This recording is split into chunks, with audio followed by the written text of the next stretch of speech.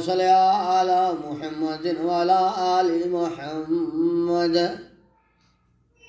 كما صليت على إبراهيم وعلى آل إبراهيم إنك حميد مجيد. اللهم بارك على محمد وعلى آل محمد كما باركت على إبراهيم وعلى آل إبراهيم إنك حميد مجيد.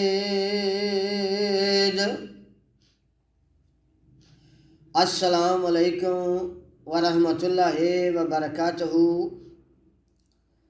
محمدی دم دے چینل تو آج ہم یہ بتائیں گے قرآن اور حدیث کے مطابق وظیفہ بتائیں گے کہ نوری فرشتے کس کے لیے دعا کرتے ہیں. نوری فرشتے کس بندے کے لیے، کس انسان کے لیے دعا کرتے ہیں. جب صبح کا ٹائم ہوتا ہے،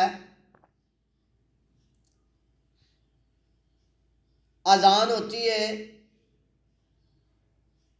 تو آدمی گھر سے وضو کر کے نکلتا ہے تو فرشتے ادھر سے ہی گھر سے شروع ہوتے ہیں اس کے لیے دعا کرنی.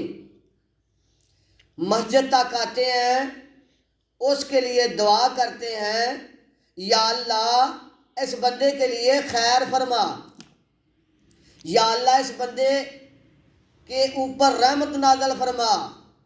حتیٰ کہ یہ بھی حدیث ہے کہ اس کے فرشتے ساتھ ساتھ چلتے چلتے مسجد تک پہنچ جاتے ہیں. پھر وہ انسان صبح کی نماز جماعت کے ساتھ ادا کرتا ہے تو ادھر بیٹھ جاتا ہے. جماعت کے ساتھ نماز کو ادا کرتا ہے تو ادھر ہی بیٹھ جاتا ہے اللہ کا ذکر کرنے کے لیے. اللہ کا ذکر کرنے کے لیے وہ بندہ ادھر بیٹھ جاتا ہے اور شراق تک، سورج نکلنے تک وہ اللہ کے ذکر میں رہتا ہے. اس کے پاس اللہ کی طرف سے نوری فرشتے آ جاتے ہیں. اس کی طرف سے، اللہ کی طرف سے نوری فرشتے آ جاتے ہیں اس کے پاس. وہ بھی پاس بیٹھ جاتے ہیں. وہ اللہ کا ذکر کرتا ہے، اللہ کا ذکر کرتا ہے تو نوری فرشتے اس کے پاس بیٹھ کر اس کے لیے دعا کرتے ہیں. یا اللہ اس بندے کی خیر فرما، یا اللہ اس کو تندرستی عطا فرما، یا اللہ اس کے اوپر اپنا خاص کرم تے فضل نازل فرما، یا اللہ اس کے لیے آسانیاں عطا فرما. تو وہ شراق کی نماز تک اللہ کا ذکر کرتا ہے تو اللہ رب العالمین اس کو پھر انعام عطا فرماتا ہے. اس کے لیے فرشتے بھیج دیتے ہیں کہ جاؤ اس بندے کے لیے دعا کرو. اس کے 4 فائدے ہیں. صبح کی نماز پڑھنے کے 4 فائدے ہیں. دوسرا فائدہ ہم اگلی ویڈیو میں بتائیں گے انشاءاللہ، تو آپ دوسری ویڈیو بھی دیکھیں. انشاءاللہ دوسرا فائدہ ہم اگلی ویڈیو میں بتائیں گے، انشاءاللہ وہ بھی ضرور دیکھیں. اور اس کا آپ کو بہت زیادہ فائدہ ہوگا.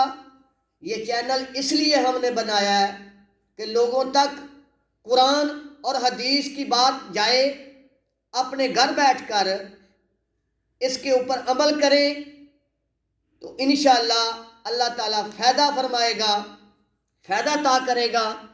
نہ تو ٹائم برباد کریں، نہ اپنا پیسہ برباد کریں، بس ایک ہی بات ہے، ایک اللہ ہے، دوسرا ہمارا نبی محمد صلی اللہ علیہ وسلم ہے۔ اللہ نے جو حکم فرمایا ہے اور اللہ کے پیغمبر کا جو ارشاد ہے اس کو فالو کرو، انشاءاللہ دنیا بھی اور آخرت بھی اللہ بہتر بنائے گا۔ السلام علیکم ورحمۃ اللہ وبرکاتہ۔